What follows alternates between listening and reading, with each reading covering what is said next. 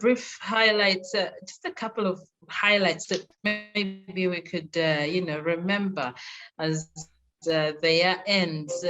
Remember that on 2nd January 2021, the president directed the Ministry of Finance to halt activities of DGF. I know Miriam here was some of those bad memories you carried with that, you and several other people. Then on 14th, of course, there were presidential elections. And then on 17th, the Electoral Commission declared Museveni winner. On 24th January, outrage in Uganda after scores of Bobi Wine supporters were kidnapped. Let me see a couple other. Bobi Wine withdraws presidential election petition, citing Supreme Court bias. Now, Ned Price, the U.S. State Department spokesperson, during a briefing said there would be consequences for those who may have perpetrated abuse during the January 14th presidential elections. That was on 23rd. In March, Internal Affairs Jeje Odong presented to Parliament. That was on 9th March. Bobi Wine calls for protests, citing election fraud by incumbent president. Constitutional Court rules it is unconstitutional for judges to be appointed to the executive. There's a whole lot. Let me see if I can pick. On April 3rd, the Archbishop Cyprian Kizito died. Let me see. In May, President Museveni was sworn in for a 7th successive term. We noticed that, let me see, 1st of June, Works Minister General Edward Katumba is shot at while driving in Chisasi. 18th of June, President Museveni announces 42-day total lockdown as the deadly COVID-19 second wave hit Uganda. There's a whole lot of things. I don't know how many others you people remember. If there are any highlights, I would love that you point them out as we look at the end of the year. Let me see. In September, Guinea President Alpha Condé is toppled in a coup. Then the first son fires off controversial. Okay. On 7th September, 2 prominent opposition members of parliament, Alan Sewanyana, Mohammed Segirinya, charged with murder in the Masaka Magistrates Court in connection with mysterious killings in the district. On 27th, they are rearrested over treason. Okay. Dr. Chiza Besje launches, that is in October 7th, particularly Chiza Besje launches People's Front for Transition, a new political vehicle aimed at fighting for political transition, where we don't see Bobi Wine and his National Unity Platform, and everybody is having a number of questions over that. On 23rd, an explosion goes off at a pork joint in Komamboga, and there we are. And this was days after a UK issued terror alert. Okay, in November, medical interns go on strike. 2 bombs go off in Kampala, killing 6 people.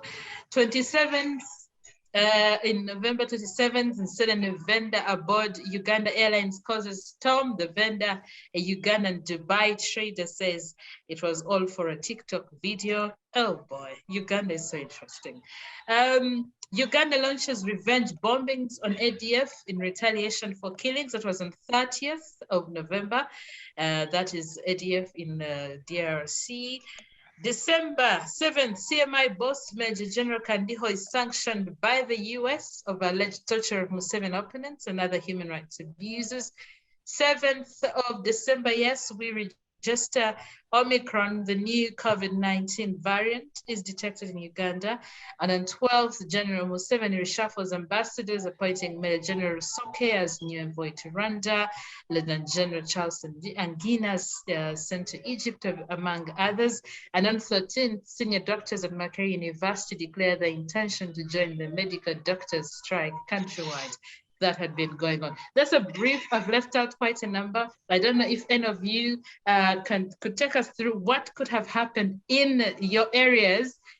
Please let us know a couple of those events that happened throughout the year in your areas.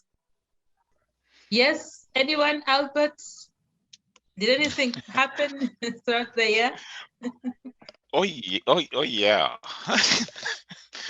And good morning, panelists. Good morning, Lynn. Hope you had a Merry Christmas, and I'm so sorry to hear about uh, your COVID. I think actually that's the big story of the year everywhere. Um, we can file everything that you just mentioned and wrap it up with COVID, because even the elections were affected by COVID. The president and the NRM cadres were. I don't want to use a bad word here, but we're kind of hitting on the opposition under the pretext of enforcing COVID regulations, and the opposition felt they didn't have a way to put their message out there because the NRM rallies were not being disrupted. Only those of NUP and other opposition leaders were being targeted. So you can even fail that under COVID. And maybe democracy could also be another key. They say charity begins at home. I'll start with our own here, democracy in diaspora. I ran for elections and lost, quote unquote, but you could even fail that in there. So charity begins at home. That was a big story, and because it affects us in the diaspora. There was a lot of government interference in even that group, and we didn't feel there was a need for the state to involve itself in diaspora organizations, leadership elections. And those are some of the things that kind of bring a bad taste and a bad image of the government in the diaspora. And we'll probably, as we talk about this, we'll come back to that. But yes, 2021 was a very, very interesting year. And then COVID, of course, was the highlight. We've all lost friends, family members, and really it's been a tough year. And we are ending it the way we started with Omicron, as you said. We are personally affected. I have, as everyone is going to be out tonight at midnight, I just made an appointment at 12:30 to do a COVID test for my family, because we just came out of Florida for our vacation, and I see some symptoms in the house, so we called, and there is nothing available except after midnight, right after midnight tonight. So when everyone is out there celebrating Happy New Year, we will be in line to do our COVID tests. The systems are overwhelmed everywhere, even here in the US, that you can't actually go and do a COVID test. And even when you do it, it will be 24 to 48 hours before you can get the results. And that does not help, because when you're waiting for those 48 hours to get results, you're still interacting because you don't know your status. People really don't have the luxury of isolation. It's not like you can lock the kids in their rooms. So again, we're ending the year the way we started it. COVID being the big story, affecting all our lives. The politics, I think I'll let Francis and Miriam talk about politics, and then I'll jump in later on. And thank you, Lynn. Wonderful, thank you for that. Francis and Miriam, please let us in on let's start with you, Francis. Let us in on, the key highlights for the year 2021. It's ending in a few hours, actually.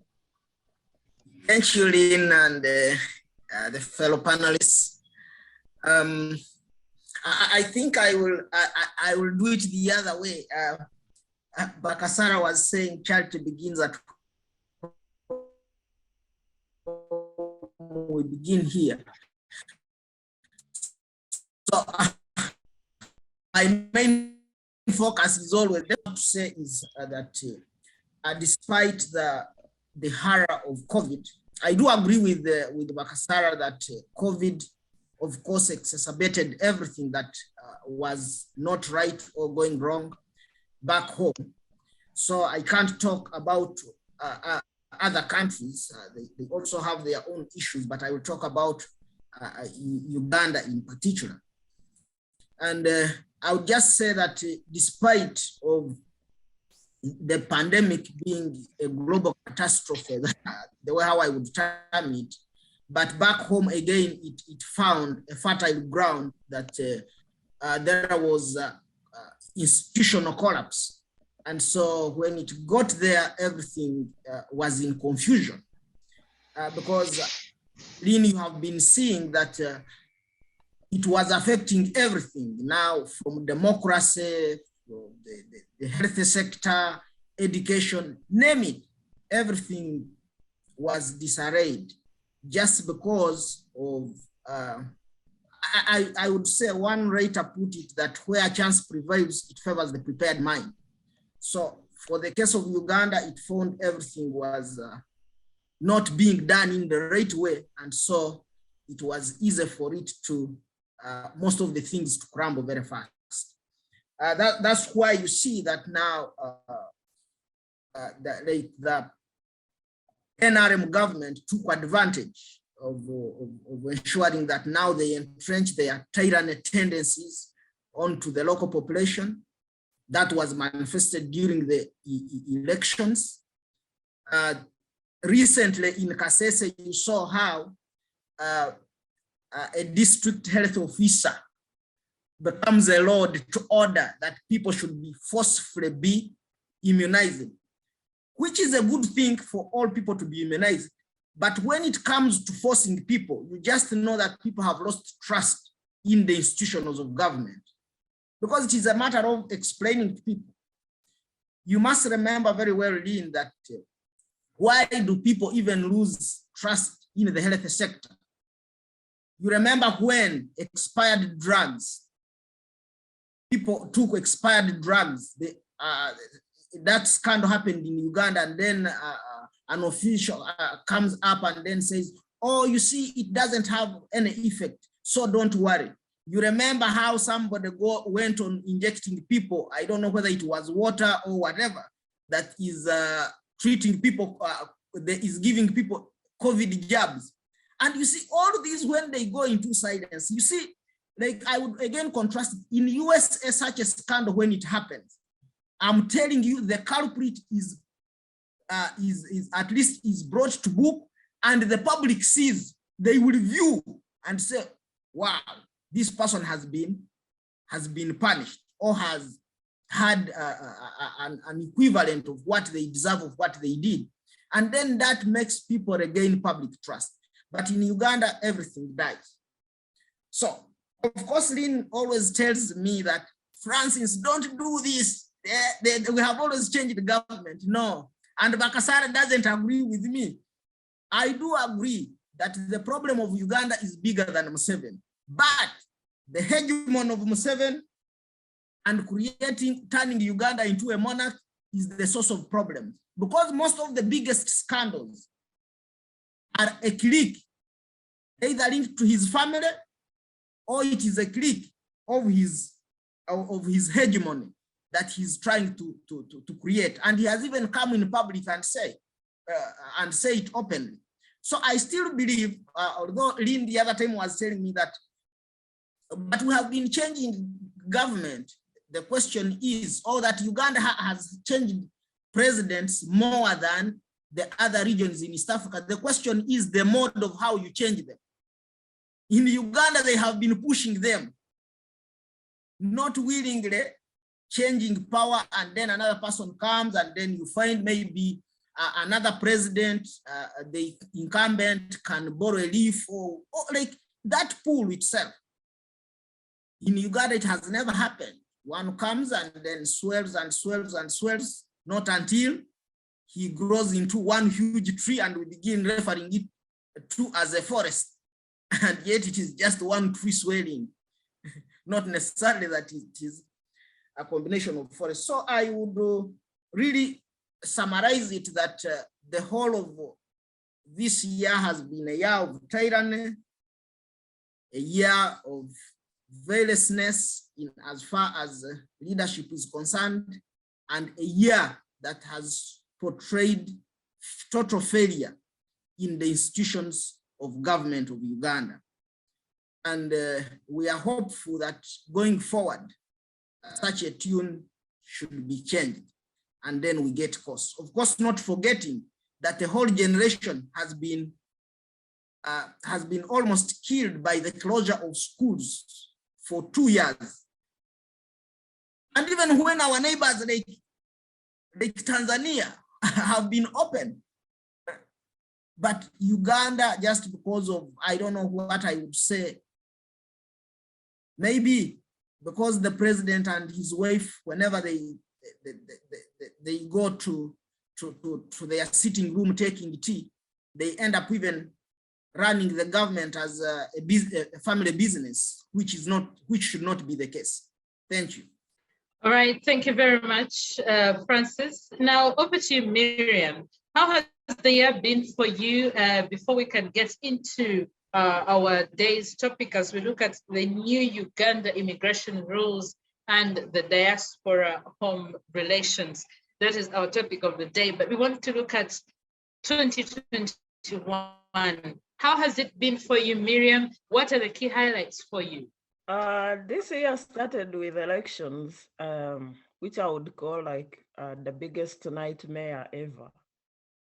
This year was, like Albert said, a lot of things happened in the name of COVID, but it was the impunity that had gone to the extra level that really scared most peaceful living Ugandans. You see, towards the end of 2020, a lot of Ugandans were killed in cold blood on Kampala streets, and nothing was done about the killers. When you watch that BBC documentary showing how police was blatantly shooting directly and killing people deliberately, and yet nothing was done. I mean, that was like a first in NRM.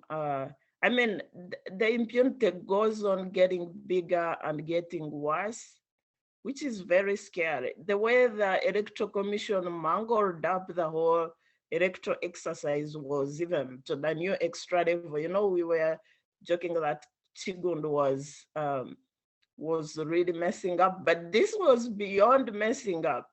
And now when you watch what happened in Kayunga, now it's like, are we reaching at that hopeless level where elections can no longer solve the Ugandan political questions? And what would be the next option if we can't go through elections, if people completely lose the small faith they had in election processes? How worse will the security behave, especially if Museveni finds out that his support is is losing more support going forward, which is happening even if you look at the statistics. Who is going to be the next victim of police brutality or murder or whatever? I mean, today is Bobi Wine, the other day was Kizza Besigye group, but who is next? I would wish to call upon NRM, the current NRM, the current people in government. Don't think that you are safe just because the guns are protecting you today. Tomorrow, you want to know who they will pointing at. So going forward, where is the hope for Uganda? Can we see electoral reforms? Can we see an independent electoral process? Can we see some semblance of democracy? What we have today, the other day we had Honorable Winnie Kiza, and she said that what we have is fear, like there is absence of war, but that doesn't mean that we have peace. Okay, we have peace, but it's being held by this fragile fabric that you want to know when things are going to fall apart and how. How can we change government in Uganda? That is now a question that is really getting bigger and empty-ended. Like Francis said, we can no longer believe that elections can change the power or the leadership. But then what will it change? Are we going to to just wake up and the government is dissolved, and we know such a things don't happen. So when I reflect on the election process as a Democrat, as a peace-loving Ugandan, I just feel hopeless, really.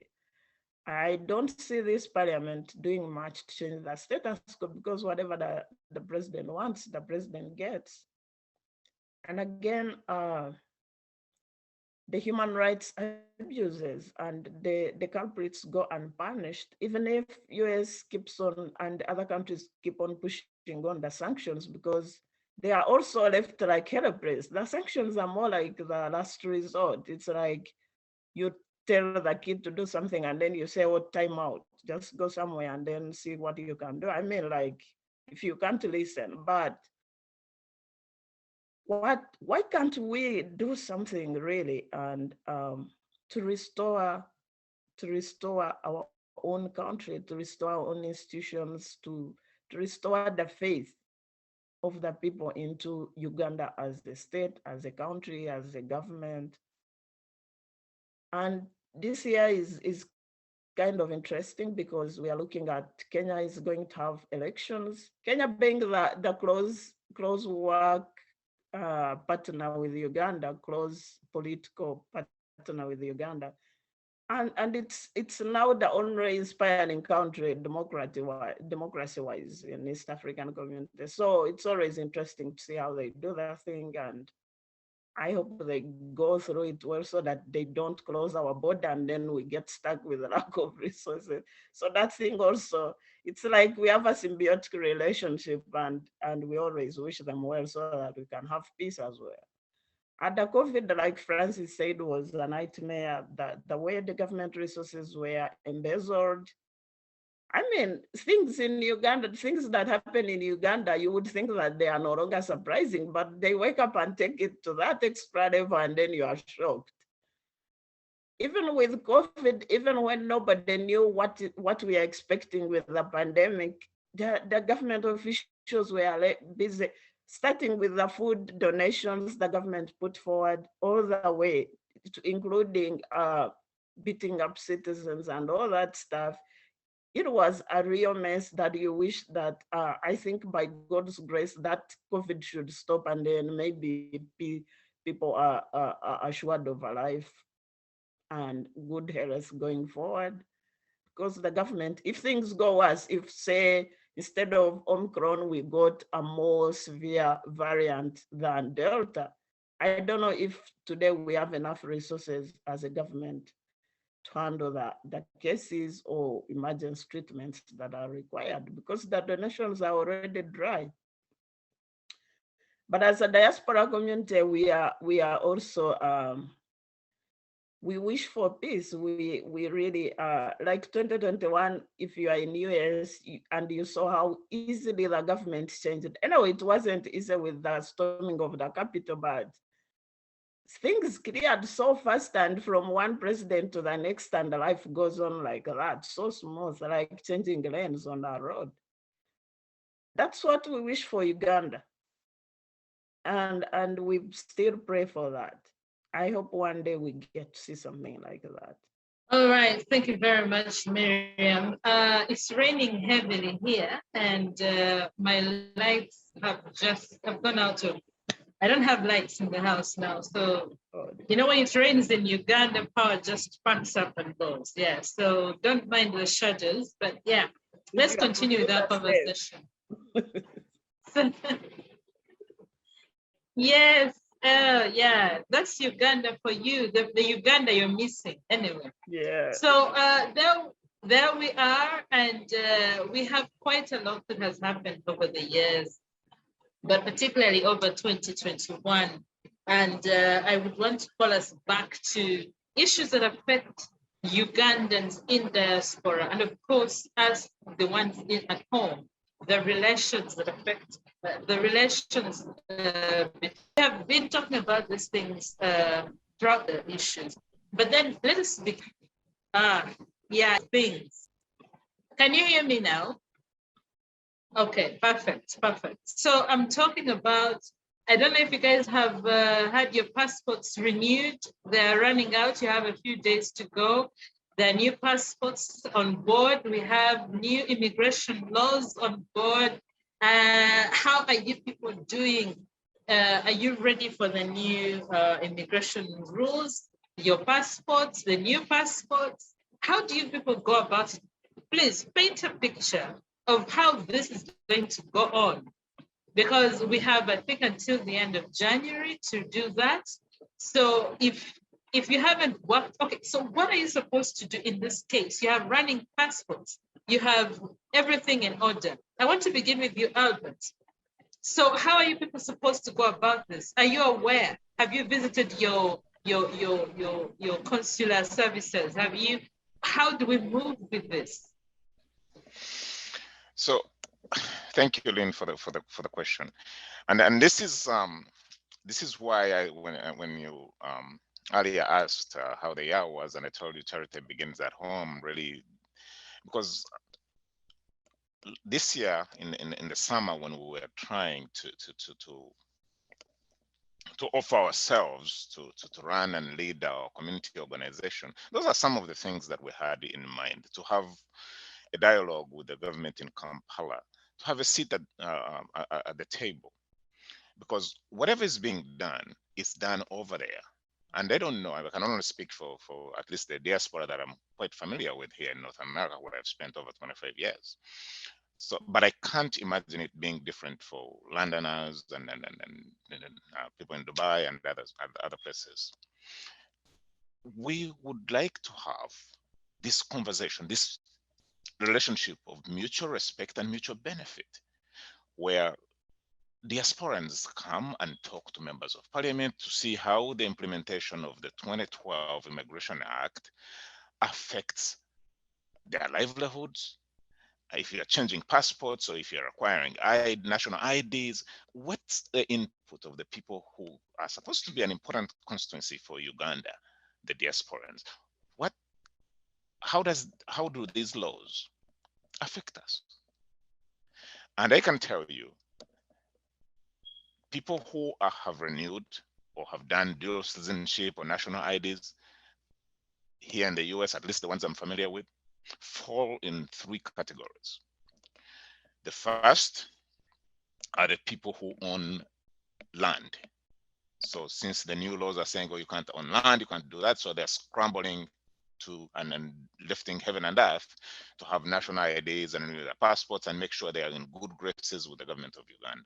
And I can tell you from some of the horror stories that we've had, that is a cumbersome task to undertake.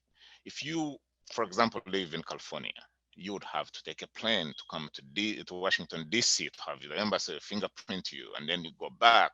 That's $1,200 for a plane ticket. And if you're doing that for 2, 3, 4 of your kids, and you want to do national dual citizenship, then you pay the fees. I think now they've reduced. They used to be $400, and I think they've been reduced to $200. But even if you just leave it at $200, that's $200 per child. 4 kids, that's $800. You add on $600 per kid per plane ticket to come and do that. It's really an unworkable situation. So that's one category of the people who don't want to lose their lands and their privileges in Uganda. But that is not how things should operate. We are an important constituency. We should have a seat at the table. And clearly somebody who did that did not know or did not care how somebody living on the other coast, where the embassy is 2,000-3,000 miles away, how they will be affected. So that's one. The second category of people, and actually this is the people who don't want to take advantage of the renewing of passports and stuff and all that, are the people who are seeking, I would say, American protection. Because of what is happening in Uganda, somebody who's, most of our, not most, but some of our people are feeling comfortable holding a blue American passport, so that if they land in Uganda, they would rather land in as guests. They don't want to take on the Ugandan citizenship by doing dual citizenship, because they feel they could just be apprehended, and the government of Uganda would have full rights over them because they're citizens of Uganda. So they would rather fly in and out as Americans, and if something happens to them, then they call on the American embassy to come and defend them. Again, that is not how things should work. A Ugandan should be proud to have that dual citizenship if it's offered in the right legal framework, to come to Uganda and enjoy all the rights of being a Ugandan. But some of the people have stayed away from renewing those passports that you're talking about for that very reason, okay, out of fear. Then the last category are the people who actually cannot afford to do these things. And since they have no immediate plans of owning businesses or even participating in economy, or they don't have land, and that's the majority actually. They could care less of whether Uganda changes a passport or requires ID. They don't care. And that also includes the second and third generation Ugandans. Those are our kids. Okay, so you tell me about Uganda changing passports to my 16-year-old. It's like, what does that care? I mean, why does she care about that? And those also are people that the country should be trying to attract, because we're gone tomorrow. And those are the people who probably would be thinking of investing in Uganda, sending remittances to Uganda, bringing business and technology to Uganda, because they have an attachment to Uganda, because one or two of their parents came from that country. But if we don't attract them now, and we have all these hardships, and we don't give them at least what I would call incentives, then we've lost them. So and I will stop there for now. But those are the three categories: the people who are scrambling to renew their passports because they have benefits and land interest and all that kind of stuff in Uganda. Then the other category are the ones who are staying away from these changes, and some of them actually even view them as temporary. Museveni will go and tomorrow things will change. And then the third category are the ones that are left out because they don't have the means, and they are of a generation that really does not have that. They're not that vested in the interest of Uganda. But we, as a country, Uganda should actually try to attract them to have that continued code or continued attachment to the country. So I'll stop there, Lynn, and thank you. Thank you. I think what Bakasara has extensively elaborated exactly on what we feel or what we believe should be how Uganda would be looking at, or the government would be looking at these new policies that is putting in place. And I will begin by saying that for sure, in most cases, in the past, Uganda would bring up policies or rules and regulations that are of benefit to all Ugandans and the citizens. But currently, what is being done, for sure, you find some of these regulations have some ill intentions. And because of that, you find that even we as citizens, our will becomes ill because it is hinged on the morality under which some of these rules and regulations are made, because they are not made in good faith. Having said that, and what Bakasara elaborated, the failure of our government in as far as institutions are concerned, because the institutions of governments, those ones collapsed a long time ago, to engage us and ask what we are going to do X, Y, Z, what works better, how can we better improve this service? What is the intention of the new rules? What were the loopholes that we all need to discuss as people, for example, in the diaspora, and also people who are back home? What have they anticipated and how are we streamlining all this? And once it is not done, but it is done for political reasons, to serve a clique of a few people, then that's where we go wrong. Okay, like when they say that if your documents are not clear and so on, then you lose the assets. So that means that as how they have always done, there is somebody who has taken account or stock of how many people are in the diaspora and what kind of assets they are having, and somebody is lining up to ensure that they take this. Is it the way how the country should be run or how we should progress? The answer is no. This should call for an engagement, a clear debate, and even not putting deadlines. You can't put deadline that by January. No, with how things are run in Uganda, go to the embassy here. You apply to renew a passport. I agree, yes, a passport is made or renewed from Kampala, but it will take you not less than 5 months to get it renewed. So if we don't put first to streamline a system, and by the way, one time we were on this talk show and Bakasara was asking that, was giving an argument that the problem of Uganda is more than U.S.A, and was wondering how an office of government, I would say an office of government would be entrusted with an office, but what the person is doing in that office, you can't believe. You can't believe. So to me, I just say that either because of the hegemony that has been created by U.S.A and his regime, even when people are entrusted with responsibilities of what to do, they do the opposite, because they know after all they are running more like a family government, or they have been given an opportunity to eat. But otherwise, if we have systems, if we establish systems that work, all these that we are talking about would be just a click away. Would be easy for us to engage government, or to engage, for example, the embassy here with ease, and we exchange ideas and views, and also to listen to us. What are the challenges that we are facing as either people in the diaspora that are limiting us to respond, either when they say renew your passports, and we are being limited in the response or the rate at which they expect us to respond to such a call.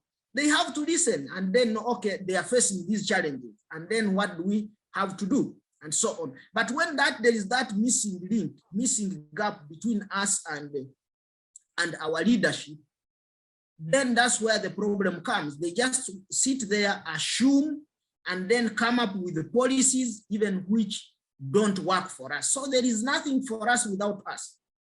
Last time, I think Lynn was hosting the debate was about the plight of the girls, that the labor force that go to work in the Middle East. And you still remember the conversation I had with the ambassador again when we were exchanging on this platform, and how he was defending himself and so on. But what did the people on the ground in the Middle East comment about the embassy? How it is helpless, how it is useless to the people. So what I'm trying to say, I do agree that the work is a lot, but in most cases, for sure, our embassies are not visible. It's only when people like Bakasara, the community leaders, organize a few functions and so on, or mobilize people, and then they invite an ambassador to come and attend, that you will not see some of our embassies being active. And that's where the problem comes from. And nobody holds them accountable. For me, I still believe that the embassy, in wherever our embassies are, they should be doing the servanthood. They should be engaging. And of course, they should also listen to dissenting voices, or voices that are not necessarily bringing what governments want to hear, but even where they have failed. But if you are being codenamed, that one is the opposition, this one is this, then there is no engagement. They will not know how best they can serve community. And only to see, we just see them as smartly dressed going nowhere. Thank you.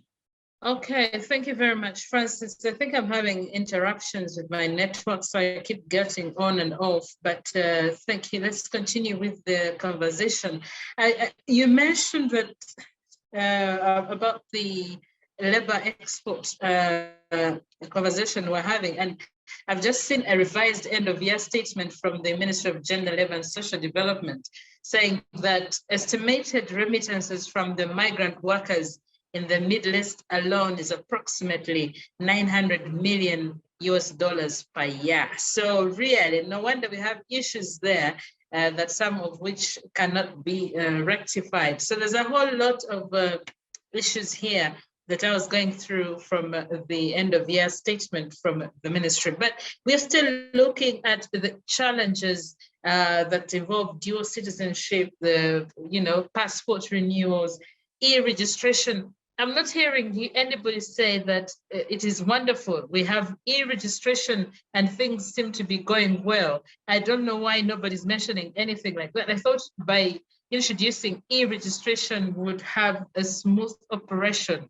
of, especially for the people in diaspora. I thought that would, ease things. Miriam, I don't know, isn't e-registration supposed to, be the way forward, make things, everything easier for us? Lynn, the e-registration should be, I think it's good and it will ease things going forward. But the issue is, for the visitors, I think that's fine. But the issue is the process, like the time duration for the visas. As Albert said, if you are trying to convince the second generation Ugandans or Ugandans in diaspora who are already settled to come back and invest in Uganda, and you put up a visa of 3 months, how will that encourage someone? Someone is coming for a visitation to Uganda, his country, yes, even if you don't have a document, it's your country. And then they tell you to stay for 3 months, and before 3 months ends, you are supposed to go back. By that time, you are not, you can't make long-term plans of maybe saying, let me settle here for 1 year and see how investment might be, how it could be easy for me to even resettle back in Uganda or get a dual citizenship. So the visas, there should be like a provision for visas for people who are naturally Ugandans, even if they hold foreign passports, or people who are second generation Ugandans or third generation, to have long-term visas for visitation. It should be like 1 year or so. So in that case, I've seen some parents who would like even their like young teenage kids to come and maybe stay in Uganda for like a study out, like stay and study for like 1 year or 2 in Uganda and get familiar with the culture and all that. The parents are doing their best to make sure that their children have that attachment of knowing that their origins are Ugandan and maybe one day they can come back and settle there or do something in that country. But the conditions, you can't keep, if you say your child is going to study in Uganda and you have, all you can get is a visitation visa for 3 months, how will you even tell that child to just go for a vacation in Uganda to see if they like the country or if they can stay longer? So those things should be adjusted. And like Albert said, the diaspora community needs a voice in the legislature, in the government. Having a few desks here, like the ambassador was telling us, there is a desk at the president's office, then foreign affairs is more interested in staff, political, not about investment. The investment authority is not even equipped enough to engage the whole diaspora community. All they look at are the few remittances. Like you listed out the remittances from the Middle East. They don't care about the tiers of the people who are sent in the Middle East or how they are being squeezed, like how the agencies are taking most of the lion's share of those remittances, and the girls themselves who are doing the hard labor do not benefit a lot from that money, but the government is just looking at the figures. They don't care about the people. So back to the visas, the online registration actually for the visas, I think is good. The issue is with the passports, and like Albert said, it's the case of Lumbuye, for instance, how Lumbuye was tracked down by the government just because he was trying to renew his passport. How many Ugandans were scared by that incident and are going to stay away? And that is a very genuine scare. You see, when the diaspora community is most of them are those Ugandans who were not comfortable enough to stay in the country for different reasons. Some have domestic issues. I know, like families, if you are running away from domestic violence, most of them, the majority, have the political issues. Some were created when they are in the diaspora, some started and in Uganda, and were the reasons they left the country. So when someone tells you that when you come to renew your passport, we're gonna hold you out there at the immigration and maybe track your whereabouts, because that's where you fill in all the, even your home address, that has scared so many people, and so many people will miss out on the deadline to get the e-passports. And COVID, traveling, like say from wherever you are in USA to Washington, it's like crossing the African continent sometimes. It just takes us forever. So how many people are ready to risk all that distance just to get fingerprinted for a passport, for a new passport? So most people are going to miss out on getting the passports, but I think the government should extend the deadline until the COVID epidemic is out of the way. We shouldn't have a deadline until the epidemic is out, and then in the process, Michael from Ministry of Foreign Affairs, one time he was telling us that they are trying to ease by putting there a portal and getting where you can get fingerprints from wherever you are and send them to the ministry. But like Francis said, today it takes more than 5 months to get that passport. And by that time, when you are trying to get your passport renewed, they are holding your old passport. So if you have your passport as the only form of identification wherever you are, you can't risk sending that passport to the embassy for 5 months just to get a new one. So those are the challenges. And I think if we have a conversation and maybe we talk to the embassy officials and immigration officials, we could find another way of doing these things. For instance, they don't have to hold your old passport to give you a new passport. They can get a photocopy or something else. Why should they take the whole passport away from you?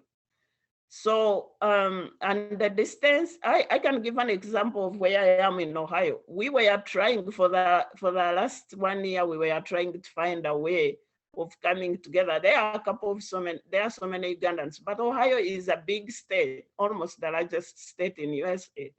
So getting like 2,000 Ugandans come together or agree even on a single day where they can be able to come to any particular city to have their passports renewed. So the process was we come together and then we invite the embassy officials over maybe for a week or so, and they take the fingerprints and all that stuff. But it's not easy. So the year has ended without us having an agreement on what to do about it. And then January or April is a deadline. So what is going to happen? So far we are stuck. And that's the majority of the people. Like Albert said, very few people who were maybe traveling and all that were the ones who were able to get the new passports or getting their old passports renewed either in Washington or back in Kampala when they travel and go to the Ministry of Internal Affairs. But then the laws which are happening now, whether you are opening an account in Uganda, whether you are doing anything, they need an ID, they need a passport. So when they outlaw the old passport, does that mean we can't access even our accounts in Uganda? You can't access your account in Uganda, even if you have your money there, without a passport. Every other time you have to access your account, you have to show your ID. So if you don't have the national ID and you don't have a passport, are they going to freeze your money? What is going to happen to that so-called remittances they sing about? Are they going to take people's money? Are people going to get stuck on how to send the finances back home and resort to just mobile money and all that unreliable means? So all those things, plus the investments, the property that people hold and all that stuff, those are big, the whole development and economic aspect of the Ugandans in diaspora. I mean, most of us come here just to better our lives economically. So if the economic channels on how we can benefit are blocked, what is the way forward for all of us, the government and the people? Okay, wonderful. Thank you, Miriam, for that. Oh, it's a whole lot. I can only imagine what you people have to go through to, my goodness, keep up. So you have to move from one stage to another to renew your passport. If you have to, chances are you might not. It's a whole lot. But the question that keeps ringing in my head is, don't you have, hey, there's UNRWA. I know about UNRWA. I don't know about other, diaspora organizations that probably bring Ugandans together to perhaps address these challenges. Have you, for example, engaged the government on how to ease, access to these things, access to renewal of your passports, and or has our country or has our government really, really become alien to the fact that it has Ugandans living in the diaspora? I mean, it baffles me that all that happens, yet we have millions and millions of remittances coming in from the same group of people, yet we are just there. I don't know, educate me. Have you not any leaders that can handle this? I don't know if Albert or Francis, Miriam as well, you can also tell me about that. Can I use Yeah, sure. So I see my brother Kennedy is on. I wanted to give him a chance because he hasn't spoken before I respond to that. All right, thank you. Kennedy, glad to have you. Happy holidays, Happy New Year. How are you? Has Omarion visited you yet? If not, it's okay. Don't worry. Don't invite him. I mean Omicron. It's the new name here. So, Kennedy, we are talking issues of the new immigration rules and regulations. There's a new passport that you people must acquire. There's new rules regarding your citizenship and all sorts of things. But we're also looking at the year 2021 and diaspora, Uganda diaspora and home relations. What have you to say? Thank you, and happy belated Christmas, Happy New Year. I am in good health, both in body and mind. So all is well. COVID notwithstanding, So, but the issues we are talking about are very, very important. But it takes a full cycle approach to understand them. One, the intentions of the government. Why the government is doing whatever they are doing. Now, Uganda is progressing. Uganda is in the process of feeling that they are making a step forward. They are trying to catch up with the modern world. Now, I can understand the inconveniences that come with change. Change is a big thing. It never leaves things the same. So, but we also go back to our culture of not being good students, being good listeners. I was here, a grown man, when the issue of IDs started, and everybody rubbished it. Like, IDs in Uganda, they can't work. We were here, we were all here. And the process was 1, 2, 3. They told you what to do. Go to your LC1, do this. Now, the deadline arrived, and many people were caught offside. Now, up front, you arrive at the bank and they tell you you need an ID. And then you see people scampering, going all over the place. But we were here. We were told that an ID is going to be a requirement. But because our culture, we perhaps because people feel like, what, these things never worked before, so who thinks they can work? And like, if I really echo my brother Francis's approach, that the system is broken, there is no government, nothing works. If you use that language, definitely it will render you a certain punishment, because they will tell you about an idea and you rubbish it. And before you know it, you realize that actually there is an institution and there is a government, So I want to appeal to my fellow citizens, my fellow Ugandans. So you know what? It does not matter how much you hate President Museveni or how much you don't like the government, but it is the government of the day. And once we arrive at that position, for example, my sister was talking about Lumbuye. Lumbuye, if you said anything that Lumbuye says, and you think that you should be a darling of the government, I think that is not correct.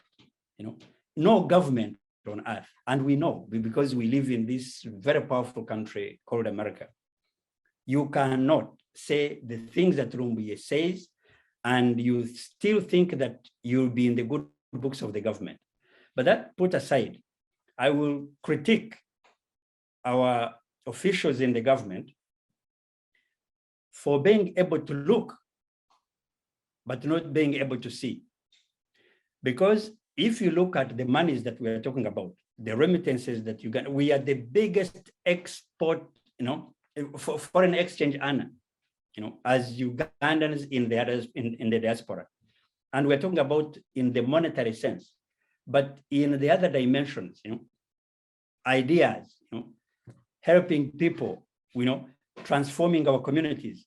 We have a very, very wide, depth in as far as what we've been able to do as Ugandans in the diaspora. Now, when you see people who want to transact this governmental business without engaging us, that tells you that there are some people who are not serious. And it's not surprising. We've known this for forever. So what happens in that case? I saw a truck driver in America here who, sorry about that.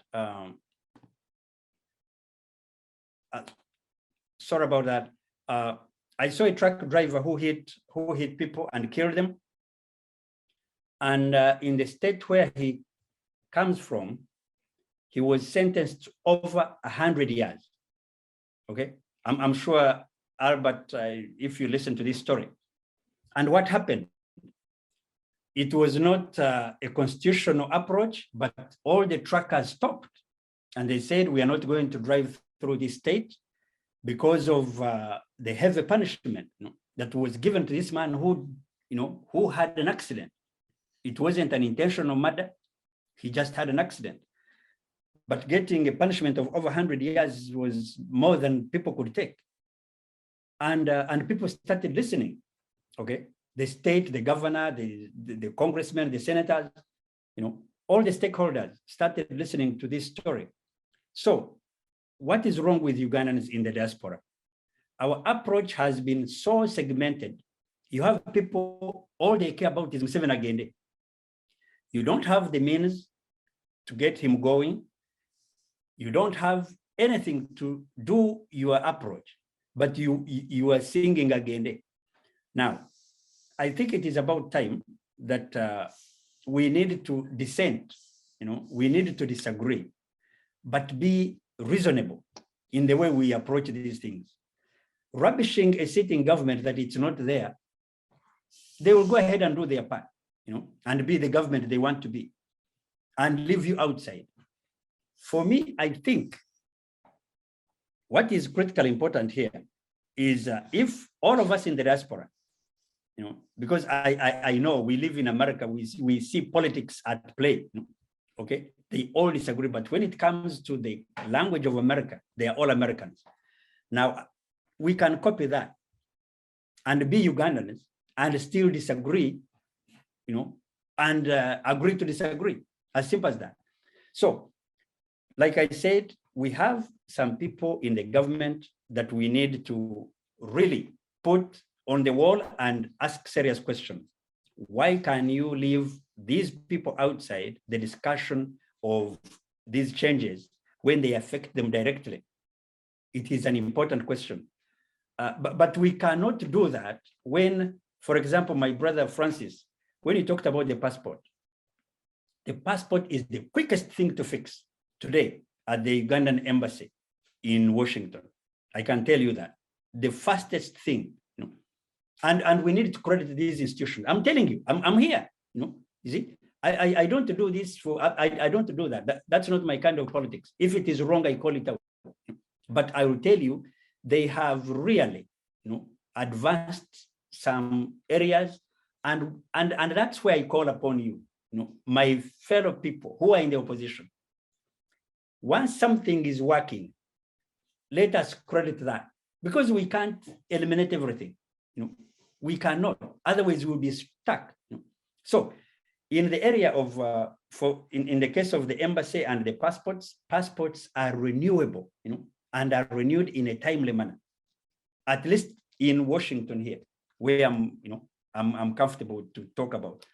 Now, another thing, you were talking about personalizing the government. No, we can't do that.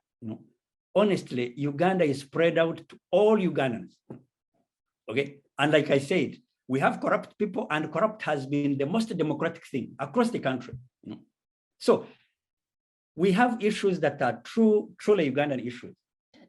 The issue of holding offices, and my brother Francis mentioned that holding offices are not, you are qualified, you have all the paperwork, you are the best that the country has produced, and you are given that mandate to serve your people. And what did you do? You just do things just because you came in at 8 and you are running through to get to 5 and get out. You don't care about the details. So I think we are going to do the trackers game.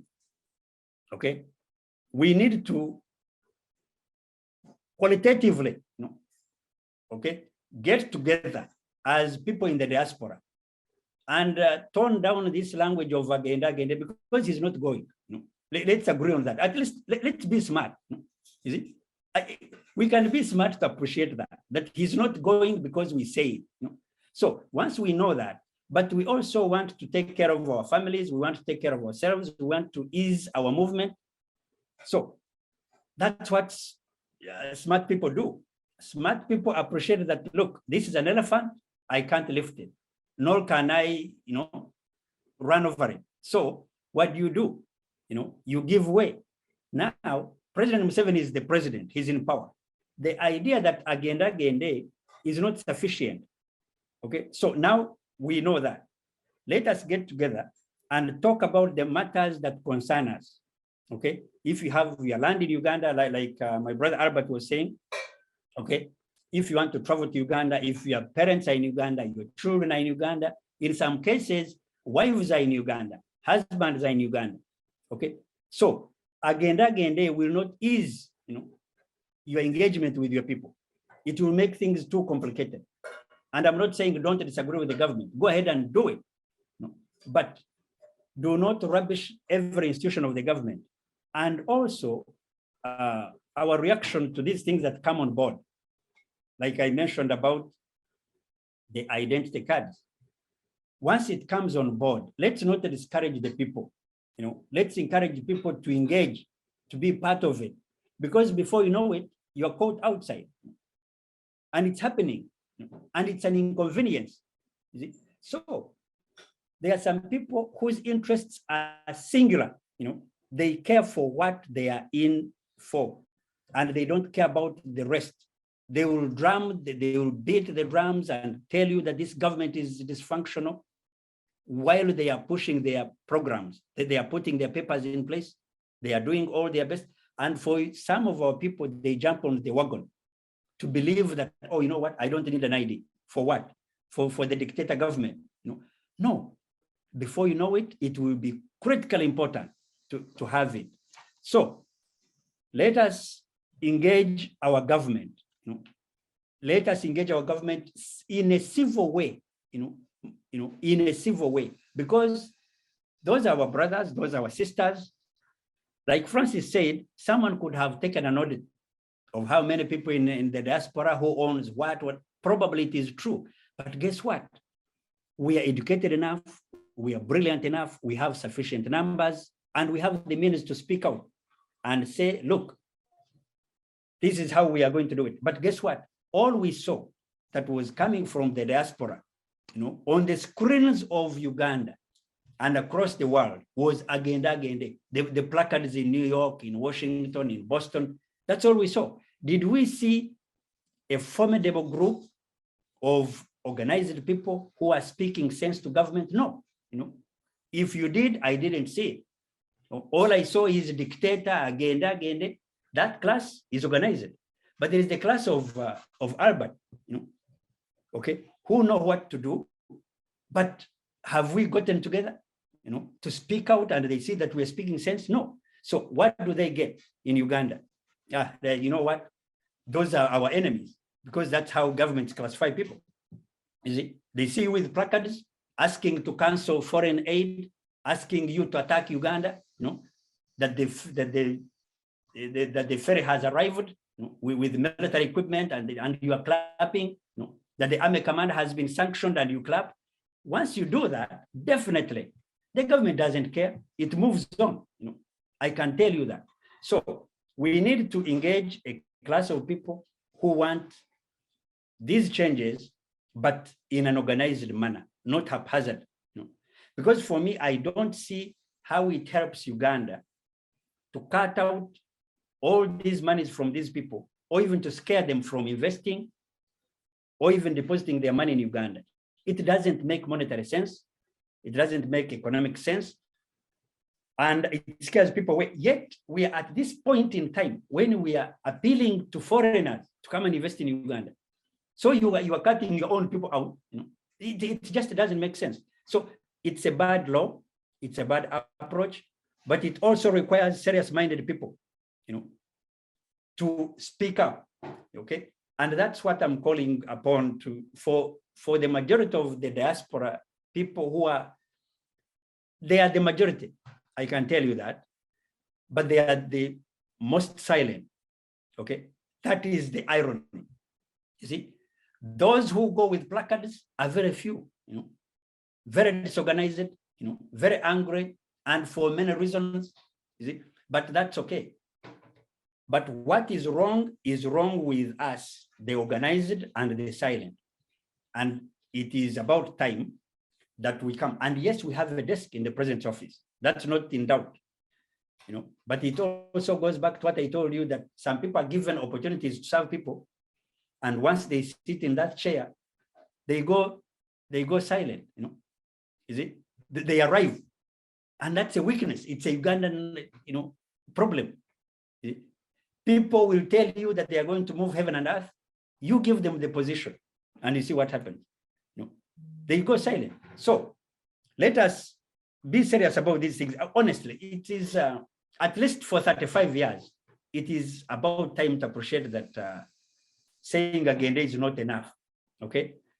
And accepting that your week is equally important. So if you have fought this man for this time and it hasn't worked, let us change the approach. Let us be smart, in how we engage the government and see how it works. But I can tell you it is an inconvenience.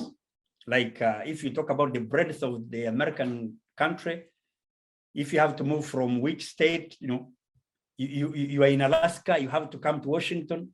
that's some distance, So, and some Ugandans don't know, because you see, I have seen officials who have traveled to countries. I was talking to one government official who traveled to South Korea, but he was not advised on the weather, and the man almost froze to death. He was dressed casually like he was in Uganda. So what happened? He was ignorant of the details of the weather, and he found himself in a bad shape.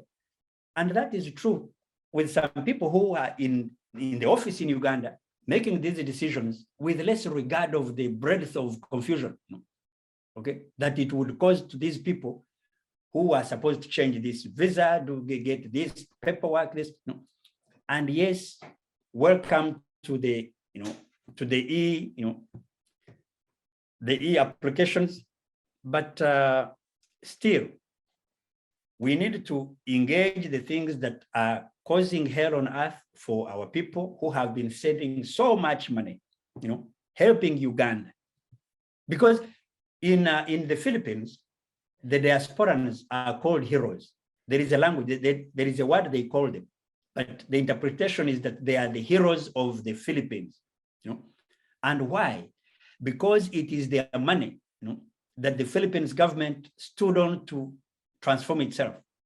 Now in Uganda, guess what they call us? AFRIC.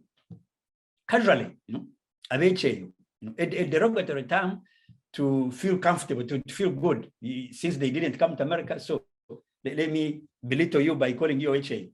Recently, I was talking to one honorable man. I would say, Everari, he used the word Everari, is it? Vagabond is literally. And I'm like, no, that's a harsh word for people who are sustaining the economy of the country. So, but you can see these are the people who are speaking from a comfortable chair with less regard to detail. And it's acceptable, because for me, it is not much about what you say. I always want to know why. Is it? I go deeper than that. And once I appreciate that you're ignorant, I can still work with you. Is it? So I listen to these people, I see how they approach these policies they make. And you have some people who know what they are doing, but the majority don't know. So in this process, I think we need to be smart about it. Let us not fight the government head on carelessly, because we will lose in the end. Okay. So that is my take on that. My brother Albert, you know my position always. We have been at this, and I'm always glad to see you here. Lynn, you give it to us from your vantage point in Uganda. The changes are happening. I keep telling people that in Uganda it's drizzling. It's not pouring. It's drizzling, but the drizzle is constant, and that gives you an equal effect as if it was pouring. So there are some people who want dramatic changes overnight, but you are talking about the country. Things don't happen like that, but drip, drip, drip. I have been at the advantage position to see things happening steadily. You talk about security, you talk about all these things, they are happening. And if you don't appreciate them, too bad. But let us engage the government in a civil and smart manner. That's how we shall win. Wonderful. Thank you very much, Kennedy. I like that you highlight a couple of interesting things. And I keep asking people, is Museveni the problem, or is it the systems in place that are the problem? So if you cannot move an elephant, then what do you do? Yeah, what do you do? I think that is where we should be focusing on our energies. If we cannot move the elephant in the house, then perhaps we can, make changes in and around the house. Well, we were talking about these issues affecting the diaspora community, most importantly. And before you came in, Kennedy, I was asking Albert, don't you have leaders What are these diaspora leaders doing? And if so, this is why we have this show. One of its objectives is to make sure that we find solutions to, challenges affecting our people in the diaspora, as well as making and smoothing relationships between the diaspora people and us here back at home. So, Albert, my question goes back to you. What are the diaspora leaders doing about Kennedy said there's a diaspora desk in the president's office. I might have heard about it in passing, but what is it doing? Who has engaged that desk? And what exactly are they focusing on? Who are they focusing on if we still have these issues being, brought forward? So I don't want to answer the question by disparaging some of the leaders, even the ones that won the UNAA leadership that you are familiar with. Maybe that would be a question put to them because some of them are in those offices. But you're kind of talking to some of the leaders. We're here. Kennedy with the chairman of the NRM in Washington, D.C. Miriam is in Ohio. Mr. Kamuhanda represents ANT. I've been a community leader for the last 25 years here in Washington, D.C. So you're kind of doing that. But I also understand your point because it's really not showing. It's like community leaders in the US are absent.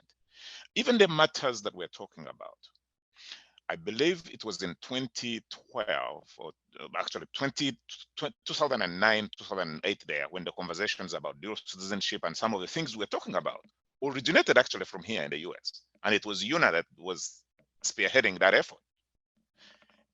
At that point, the Uganda North American Association, UNAA, was a formidable organization. It used to even invite the president, and the president would come. And if the president didn't come, the prime minister would come. The one time the first lady came. So it was that kind of a powerful organization. It had doctors, lawyers, and reputable people leading it. Until, and I say this with a straight face, until the government started seeing the community of Ugandans in the North American diaspora changing. Started seeing opposition, people skipping out of Uganda and coming, and the ranks and the tune started changing. And then the organization was viewed differently. Or not the organization, but the community was viewed differently. And then politics were injected. Now the government wanted to control the organization.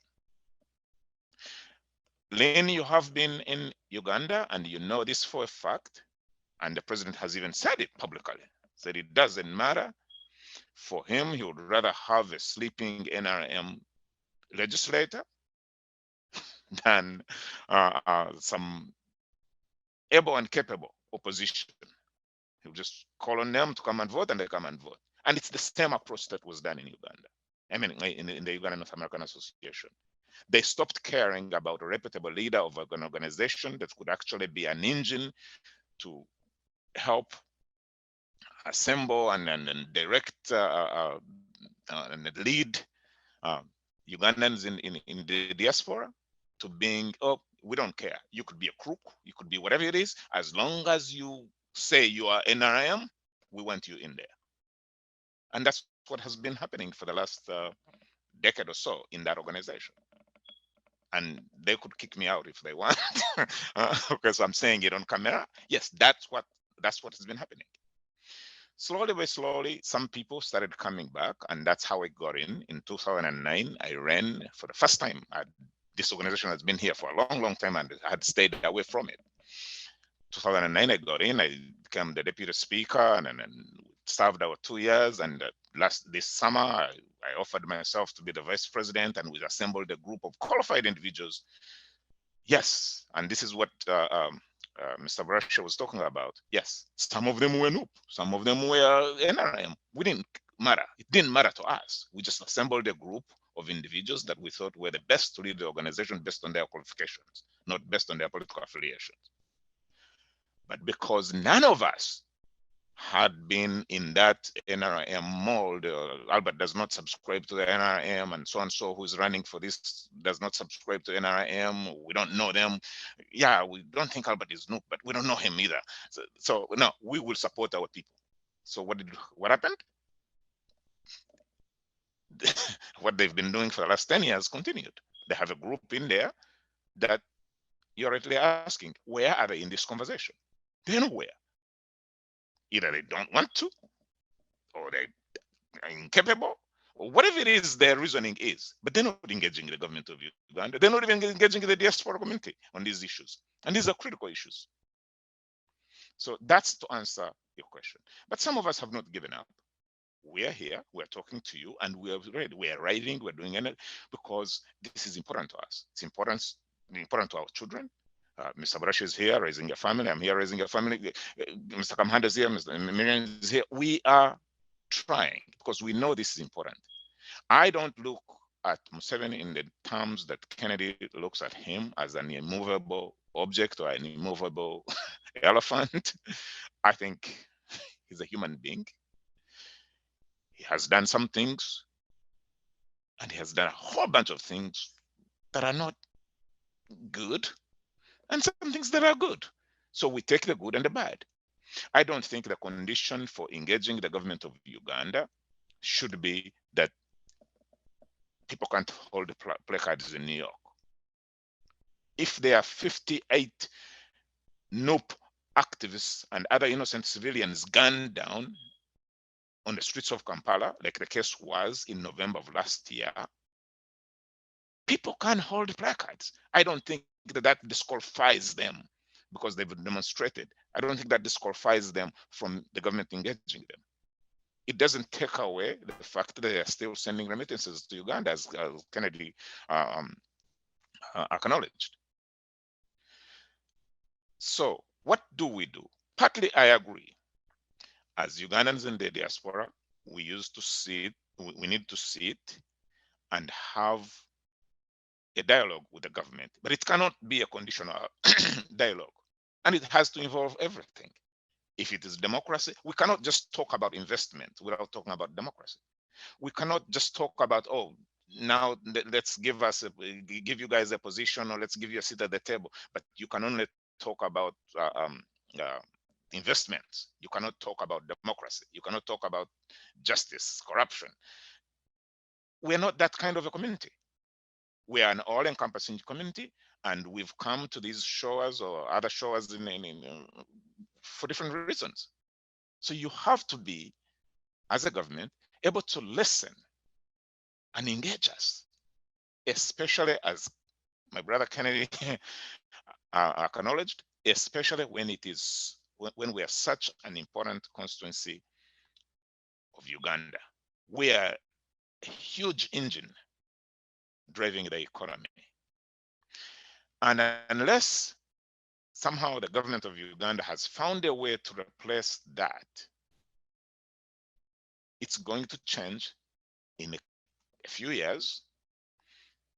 If that relationship is not nourished, that somehow my kid takes over my position and continues those remittances, Uganda is going to be in a hard place, because immigration laws across the globe have changed. Yes, you can send workers to Saudi Arabia and they will come, and even there they're mistreating them. But I don't think the level of immigration that we saw of Ugandans going to London, Ugandans going to Japan, Ugandans coming to America, those days are gone. So now it's incumbent upon the government of Uganda to look at our kids as the replacement source for the remittances that we are sending. If that is not done, and I think Miriam gave some of the ways how this can be done, ease of access to documents like the ones we've been talking about, and maybe a special category. Yes, we know the government of Uganda has the right to say, oh, you can be a citizen or you cannot be a citizen. But the idea of this 2012 immigration law that stripped all Ugandans who adopted foreign citizenship of their Ugandan citizenship, I think that was misguided. I don't even think it's legal. Well, we'll never know because it has never been challenged in court. Communities don't do that. A good example is in the US. An American born here on American soil, they can go and live in Cuba, they can go and live anywhere on the globe for 60, 50 years. They can take the citizenship, get married, do whatever it is that they do in Uganda. When they decide to come back to the US, all they have to do is dust off their passport, or if they've lost it or if never had one, just go to the nearest US embassy and they will get a passport and come back. There's no questions of, oh, you were a Vietnamese citizen or you were a Kenyan citizen now, you have to reapply to become an American. It doesn't work that way. But for Uganda, you're telling me that Kennedy Burashye or Mr. Kamuhanda or an Albert Bakasara, because somehow they became American, they're no longer Ugandan? Really? And you expect you expect that to be an incentive, and I have to pay $400 to become a dual citizenship?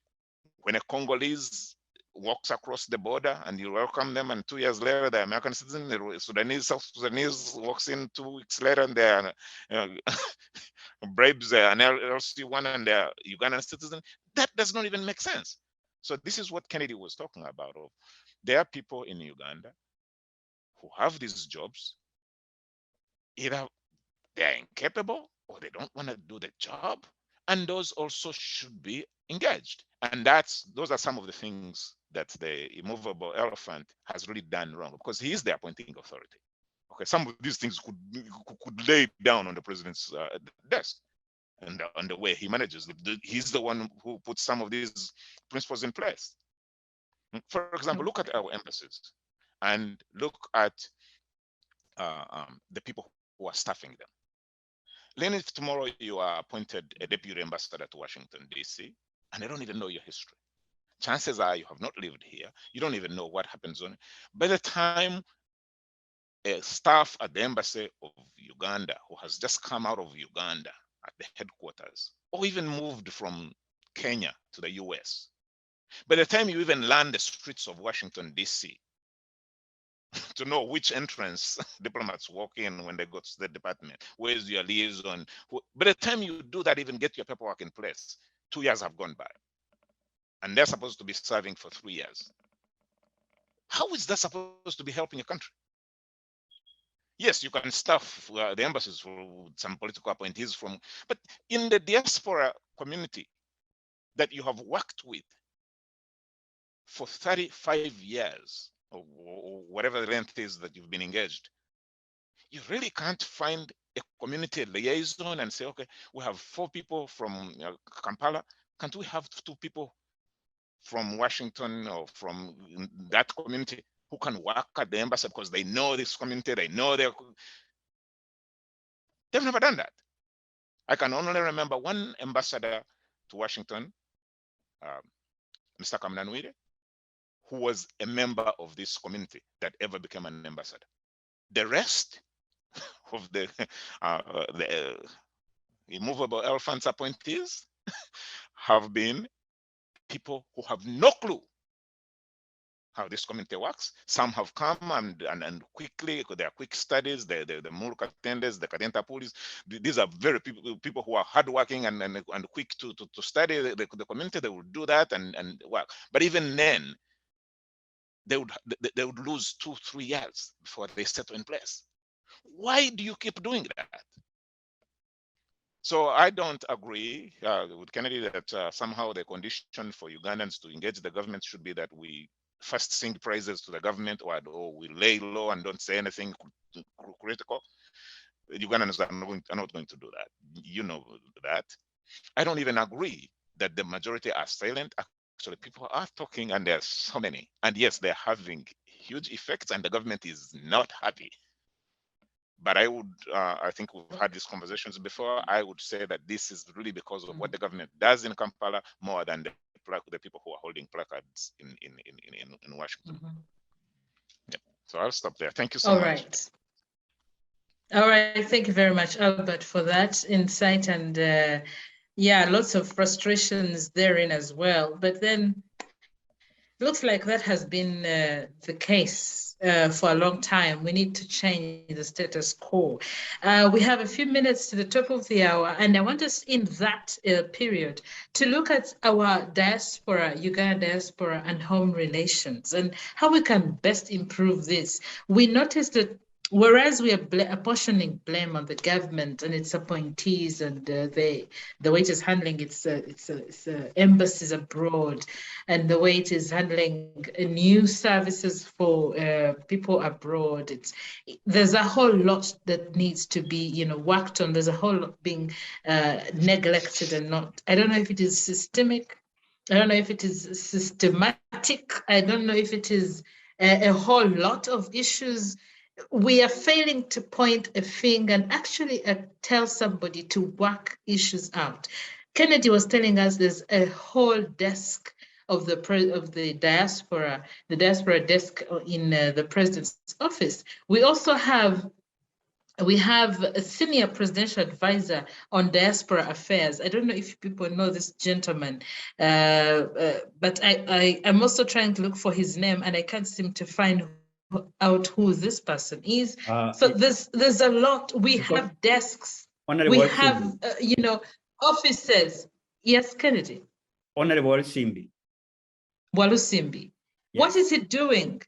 Okay, I have seen that Uganda has established a trade link with the Illinois state. And I'm thinking, is that all there is to be done? Like, I'm trying to read upon what these desks are doing for our people in the diaspora, but all you find are, bits and pieces, and yet we still have over many, many issues. Now, Kennedy, here you are. Can you please talk to Mr. Walusimbi to do more, to approach the likes of Miriam, the likes of Albert and Francis, and perhaps, I don't think I can do something about it. I don't think I can take. No, it's okay. I'm not saying he has to meet you. No, but I'm not saying he has to meet you physically. But I know, but I'm saying this sarcastically. But the point is, this is the kind of stuff that the appointing authority does.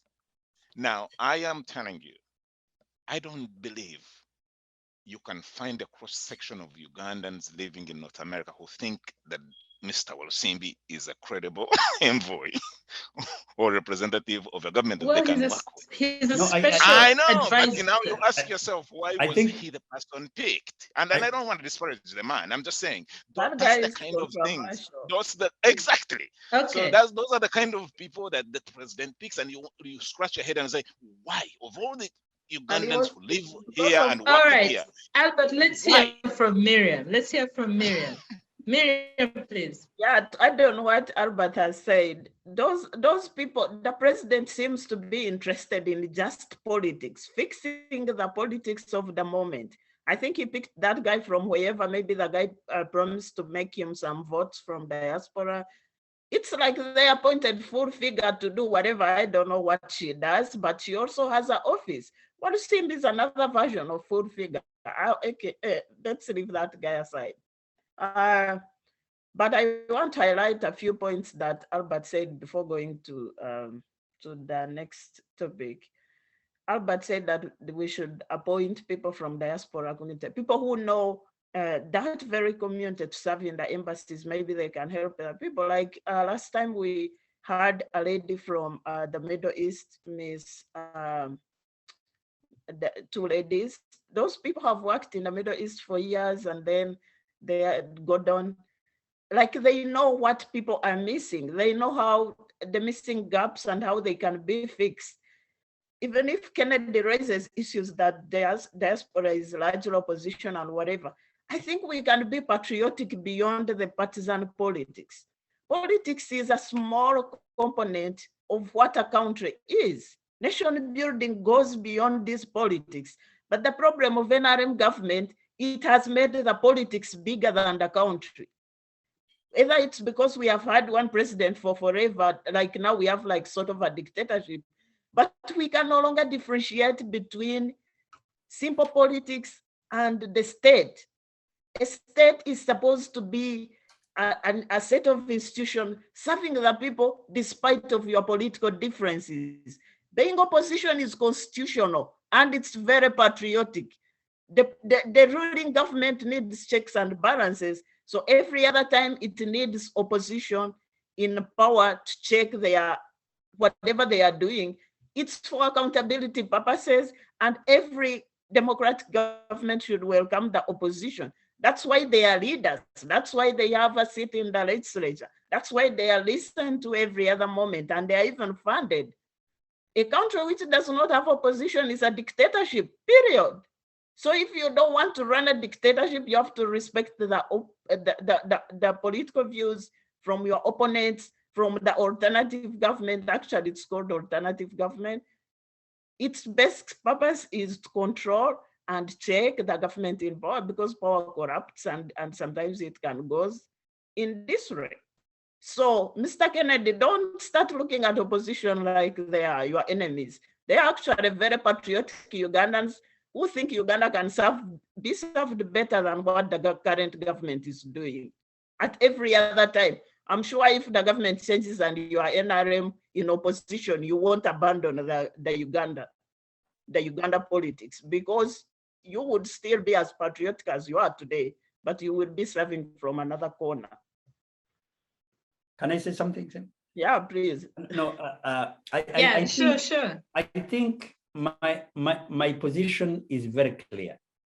I am not anti-opposition, but I am anti-extremism. What we have is not opposition in the majority of cases. Says who? Because no, as students of politics, we should be able to discern, to make a difference. But what I say here is that we cannot rubbish everything from A to Z. We know for a fact that Museveni has done some good, and we need to recognize that. Why? That's his job. No, you see, now I am appealing for good politics. Okay. I am appealing for good politics. Yes, okay, it is not with that topic. Let's not divert. No. It is. I am begging that if we have to move forward, because you see, I am a student of the American politics, for example, where I see very, very heated political arguments, very, very differing oppositions. But in the middle of that, there is the America attack. So that is what I'm fighting for. I'm saying, disagree with Museveni all you want. But in the midst of that, when the road from somewhere was, created, was made, let us celebrate that and let us tell people the goodness of this road. But when you tell people that this road is from 70, and for you it doesn't happen, that is wrong. That's the politics I'm appealing, that we shift and we talk about serious matters that concern every Ugandan. Okay, Kennedy, maybe Wonderful. we will that topic next time and we look at I think so. I agree. Because we cannot take politics out of almost everything. Anyway, so we were still looking at our relations, the diaspora, Uganda diaspora and home relations, and trying to, how best can we achieve this? How best can this run smoothly? I'm saying here that the president designated the office of the Senior Presidential Advisor on Diaspora Affairs, run by Ambassador Abi Walusimbis, to entice Africans to return home, as these account for more than $60 billion to American economy. So I'm thinking the president wants to bring that back to Uganda or something. And how can we do that? I don't know. What are we supposed to do best to smoothen these relationships? We have a few minutes. How we know that you people in the diaspora know well the challenges we face, but we also know the solutions that can help improve the situation back home, as well as smoothen these relations. So how best do we move forward? Francis here is saying that the creations of desks can go on and on, but if their will is ill, nothing tangible will come out. I agree totally. So how best can we improve these situations? Miriam, I think you still have the floor. Yes. Yeah, okay. What you've raised actually is much bigger than what is what concerns the smaller Ugandan community. Inviting the I think it's the recent, the AU is going out of its way to invite the diaspora Africans, you know, the Africans who went out during slavery, during what? Most of these projects are going on in countries like Ghana and Senegal and whatever. And these people have a lot of money, experience, and ideas to invest back in Africa, and they are very willing to look back to their motherland, as they call it. And that's a whole big idea we can even explore maybe next time. But back to the Ugandans, the Ugandan community in diaspora, a community that is in disarray, a community that has no leadership. The connecting links, the embassies are dysfunctional. It's either the people you put in, and that's what Albert was trying to highlight. Can you get people who are on the ground and know what is needed before you bring people from Kampala who are going to take 2 years trying to find a bus taking them to their home street? Then after that, they are changed because maybe the politics back home changed and whatever. Like the ambassadors, they put in embassies who are political failures, maybe political retirees. They are trying to give jobs and all. I think that's the biggest weakness. That's the weak point, which is not helping the Ugandan diaspora. If we are going to look at the Ugandan diaspora, I can understand this is the big export community, export product that is now in Uganda as far as foreign exchange is concerned. Let's give them more attention. Actually, for me, I feel like we need even MPs from the diaspora community to sit in the parliament. It's very easy and it's workable if the diaspora community is allowed to vote, and with the digital platforms we have and the internet, it's very easy to mobilize the diaspora community and have them even choose their own leaders, people who are going to represent them beyond the political pale. It shouldn't be NRM opposition, this and that. It should be Ugandans, whether you are opposition, whether you like Museveni or not. Maybe tomorrow Museveni won't even be there. Why should we even make him a factor?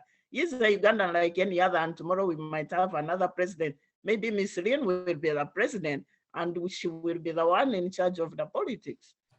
So let's find a way of how best can we mobilize the diaspora community so that there is a communication. Like Francis said, you can create as many desks, whatever, but if they are not doing what they are supposed to do, or even don't know what they are supposed to do, nothing will be done. Now they are going to put deadlines with a passport. Maybe that is going to be another mess, and then tomorrow they are changing, and then, but they will make those changes without even going deep to explore what had happened, what had gone wrong, and how best can they correct it. So with all those patches and fixings without diagnosing the real problems, we can never move forward. And we are missing out a lot. We are missing the diaspora community that is being left out. And Albert said that why should a Ugandan born in Uganda be denied of their citizenship simply because they acquired another document? I think we should reach at this point in humanities and social sciences today, talking about global community, documentization. In U.S.A, they call it documentization. You have this undocumented this and that. And that's what Uganda is trying to copy. A document doesn't deny you of your citizenship, and the laws should be there to serve the people. So if the laws are not serving the people concerned, who are they serving?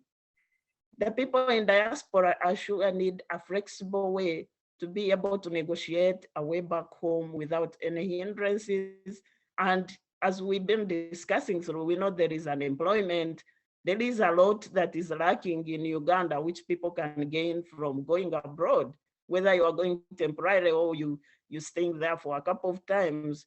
And people who have lived abroad in any country would tell you, holding a passport of that country would enable you to access more services and live there comfortably than holding your Ugandan passport. But you need both to keep that connection going. So how best can we go, how can we negotiate that without causing much havoc, without missing out the majority of the people that are affected by these laws that are in place today? Right. All right. Thank you very much, Miriam. I see Francis' hand is up and I was coming to you, Francis.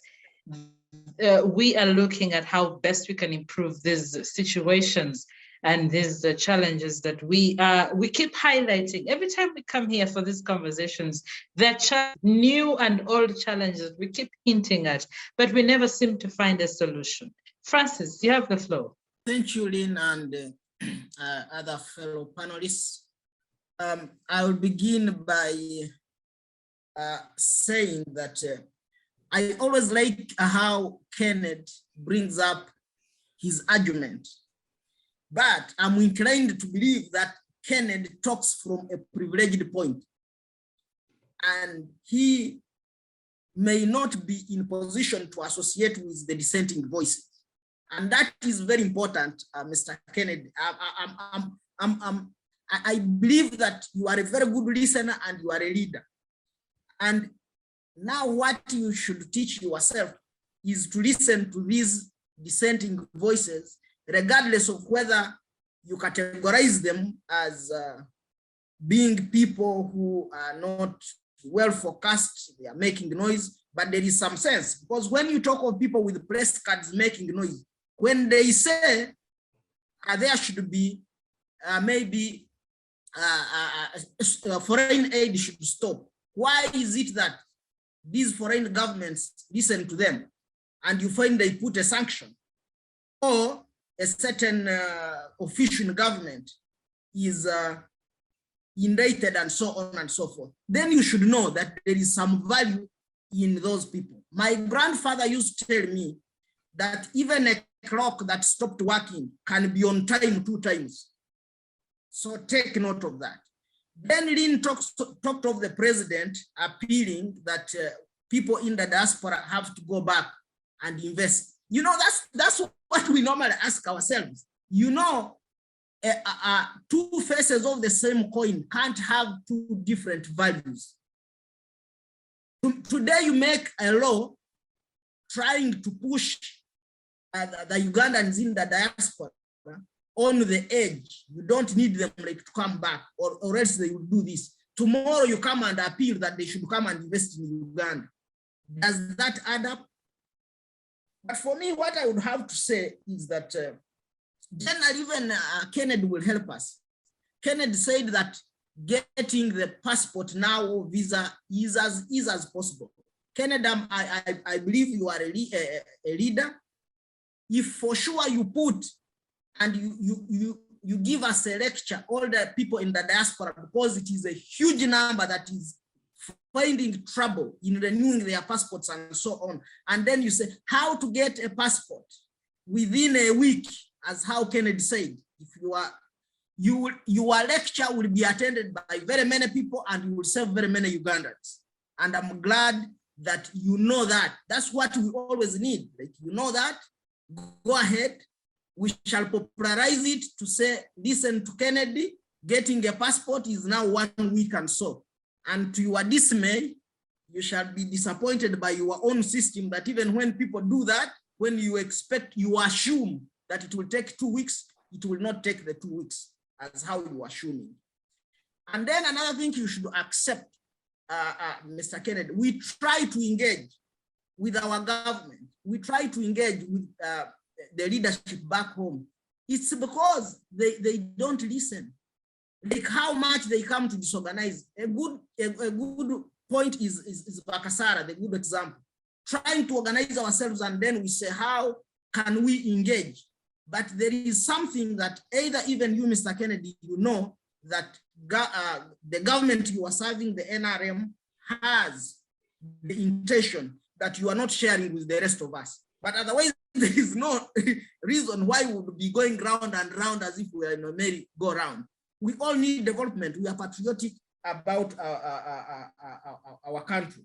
And I would just suggest that whenever we come to discuss some of these things with the comrades like Kennedy, let's accept and come with an open mind that whoever is coming as a Ugandan. Yes, I may be belonging to a different political, maybe ideology or orientation, but when we are discussing some of these important issues, don't just dispel them. That one does not exist. This one doesn't. And some history should teach us how many people by then, of course, Mr. Kennedy is much older than me, did Rwanda lock out? Were they locked out forever? Didn't they find their way again back home?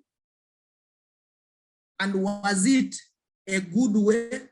So these are some of the things that we are trying to say that we can discuss and put in place. Kennedy, again, you are talking from a privileged point. When you say there is a desk in the president's office, you may be having a direct call there, which Kamuhanda or Bakasara doesn't have, or Miriam. So that's why we are saying, can we establish a system that is working for everyone, that doesn't need me to pass through a series of hurdles to get to what I need, that does not think about my political orientation, but just that aims at serving the Ugandan. So once we do that, and we are saying there is, so Mr. Kennedy, there is no way you can say you are establishing a whom you don't know.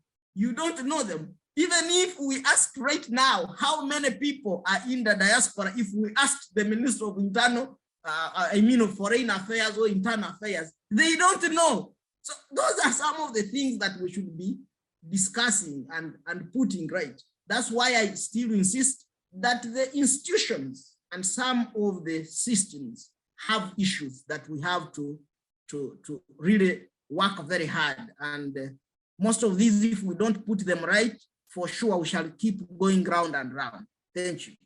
Just very quickly. We can hear you, Kenny. Yes. I wanted to respond to my brother Francis. Now, apparently, I honestly don't underrate anyone. I don't. That's not my kind of politics. I never underrate anyone. Now, I will tell you this. Where there is a problem, we should call it out.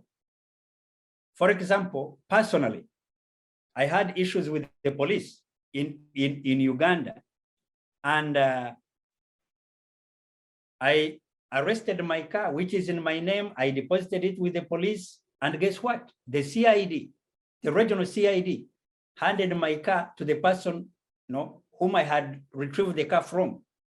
Now, I reported the case to Nakarima, and as I was reporting the case, once they read the name, they said, we arrested that man yesterday for a different case. Okay, so what am I saying here? They are bad people and things are happening. Okay, now here we have a problem as Ugandans too. For example, in your passport, if you read every word in that passport, you will find out that it is your responsibility to report once you arrive in a foreign country, to report to the embassy. But when we arrive in these countries, we dive into the concerns of our lives. Embassies are not an issue until that time when something goes wrong. And then we are scampering, trying to figure out where the embassy is, who is the ambassador, how do I follow up? Now, we need to take that side of our responsibility as people, as citizens, to understand the engagement. Do I know who takes care of A, B, C, D? Because I think it is one thing to blame the system, but we also have to see where do we fall short as people, as citizens, because we have an obligation, we have responsibilities. So that is one. Two, for my brother Francis, this is very, very important. When a foreign country imposes a sanction on anyone, it is not because you raised the placard. It is because they are pushing their agenda as that country. A placard has never done much of that. So I don't think so.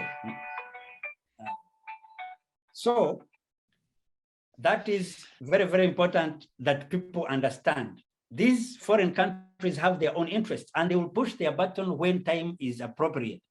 Yes, you could be the precursor, you could be, Kennedy, that is actually very that is actually very incorrect. Okay, give me 50% on that. Gentlemen, we are running out of time. Okay. So while you're at it, know that time is up. Time is up. So wind up. Yeah, no, I was just responding to Kennedy about saying that yes, the placards don't rise to the level of actually a sanction being imposed. As you know, and you and I have been here for a long time, you know how the American system works. It's very simple. Today, I post the number of my senator on that screen, and 50 people call that office, and that information is going to get to the senator, and that will become the issue that will occupy that senator for that day. And as you know, these are people who actually work. They will engross themselves in the issues of that country, and they will find out that 58 people died yesterday on Kampala streets. And yes, sanctions will come. The others, yes, could be agenda. For example, I agree with you. It's not a secret now, it's coming out that the sanctions recently on one of the military general might have something else to do than the human rights. But that's also true. Believe it or not, it's a cumulative effect. Maybe if there were no calls, that issue might also have been handled differently. So these things have an effect, and they do work. They do work. The question is not to blame, the point is not to blame the people who are making the calls or holding the placards. It's also incumbent upon you, especially you as an NRM chairman here in Washington, D.C., and a strong cadre. It's also to talk to those guys. Some of them are our age mates, others are younger than us. There is no point for the senseless lawlessness that sometimes is exhibited in front of cameras that make these global news that ruin the image of our country. There's really no point. All right, gentlemen, I'm sorry. We have to cut this conversation short. We have a whole new year to welcome, but these are pertinent issues. Yes. And of course, be aware that these conversations will continue throughout the new year. So we'll have more and more conversations. Let me quickly read this message. Albert says there's no single solution or switch that we can just flip to fix this. We can try a few different things, like the government of Uganda identifying, working with credible leaders in the various diaspora communities and staffing embassies with at least one or two community leaders who know the issues in those communities. Okay, Francis says, for example, what about Ugandans who cannot access Nakaleba? I think he was referring to Kennedy's reference to what situation he went through. Yes, Kennedy, not many of us can access Nakaleba, and so it's a big challenge. Excuse me. Thank you very much, gentlemen, and Miriam, I think fled a bit, but thank you very much. I wish you a very fantastic new year. I will catch you, of course, next year. Interesting. So go take care of yourselves. COVID is still here. Hopefully we can get rid of that guy very soon. COVID has been really, really bad. But thank you very much. I wish you the very best, and we'll catch you next time. Kennedy, stop hiding from us. We'll need you for more for more engagements. I'm here. I'm all the time.